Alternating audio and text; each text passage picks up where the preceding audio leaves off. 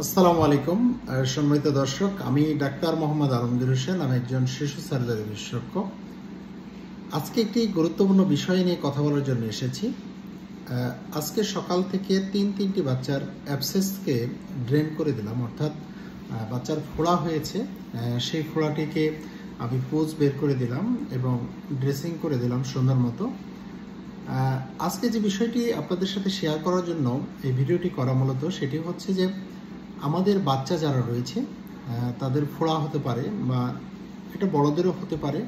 সবার ক্ষেত্রে একটাই উপদেশ আপনাদের প্রতি, সেটি হচ্ছে যদি কোথাও দেখেন ফোড়া হয়েছে, সেটি ফার্মেসিতে গিয়ে অনর্থক সময় নষ্ট না করে, অনর্থক ঔষধ না খেয়ে আপনি সরাসরি আশেপাশের কোনো বিশেষজ্ঞ ডাক্তারকে দেখান।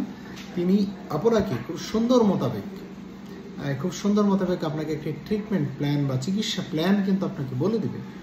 আপনি অনর্থক যেটি ফার্মেসিতে গিয়ে ওষুধ খাচ্ছেন, আলটিমেটলি ফোড়াটি তার সমাধান করা যাচ্ছে না, ফোড়াটি বড় হচ্ছে দিনে দিনে, সেটি শক্ত হয়ে যাচ্ছে, সেটি আরও খারাপ দিকে চলে যায়।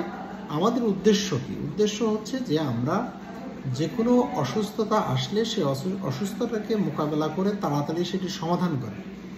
আজকের যে তিনটি রোগী কিন্তু তার বাসার পাশের ফার্মেসিতে গিয়ে অলরেডি অ্যান্টিবায়োটিক শুরু করেছে এবং তারা তো উপকৃত হয়নি, বরং এই ফোড়াটি আরও বড় হয়ে গেছে এবং যেটি আগে অল্প একটু পুঁজ জমেছিল, সেটি সময়ের ব্যবধানে এখানে অনেক পুঁজ জমে গেছে।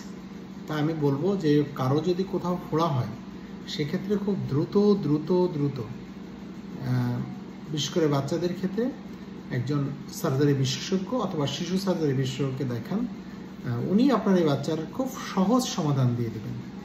জাস্ট আমরা জায়গাটাকে লোকাল স্প্রে করে একটু হালকা অবশ করে ফেলি, এরপরে সেখানে আমরা ব্লেড দিয়ে সুন্দর করে ছোট্ট একটি ছিদ্র করার মাধ্যমে যা পুঁজ আছে এর মধ্যে সবগুলো বের করে দিই। এর যে মূল উপাদান ছিল সেগুলো আমরা ভেঙে দিয়ে একদম সুন্দর মোতাবেক অ্যাবসেসটি পরবর্তীতে দেখা গেল যে 4-5 দিন ড্রেসিং করলে আপনার কিন্তু এটি কমপ্লিটলি ভালো হয়ে যাবে। তাই আমি বলবো যে ফোড়াকে এটি পুষে না রেখে শুধু অ্যান্টিবায়োটিকের মাধ্যমে ভালো করার যে টেন্ডেন্সি আমাদের, সেটি না থেকে আমরা ডাক্তারের কাছে যাব, ডাক্তার সাহেব আমাদেরকে সুন্দর একটি সমাধান দেবে। সবাইকে ধন্যবাদ। আসসালামু আলাইকুম।